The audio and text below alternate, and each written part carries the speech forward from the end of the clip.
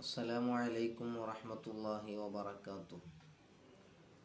ഇമാം മുസ്ലിം റളിയല്ലാഹു അൻഹു റിപ്പോർട്ട് ചെയ്യുന്നൊരു ഹദീസിൽ കാണാം, മുത്തുനബി സല്ലല്ലാഹു അലൈഹി വസല്ലമ തങ്ങൾ പറയുന്നു,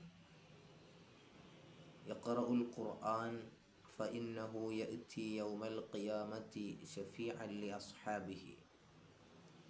നിങ്ങൾ ഖുർആൻ ധാരാളം ഓതണം.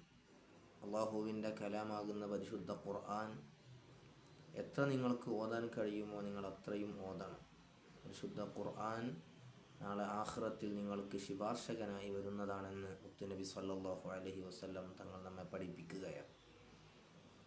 പരിശുദ്ധ ഖുർആൻ നമ്മൾ ധാരാളം ഓതണം. പ്രത്യേകിച്ച് നിത്യവും പ്രത്യേകം ഓതാൻ നിർദ്ദേശിക്കപ്പെട്ട സൂറത്തുൽ വാഖിഅ, സൂറത്തുൽ മുൽക്ക്, സൂറത്തു യാസീൻ തുടങ്ങിയ സൂറത്തുകളൊക്കെ നമ്മൾ നിത്യമായി ഓതണം, മുടങ്ങിപ്പോകാതെ.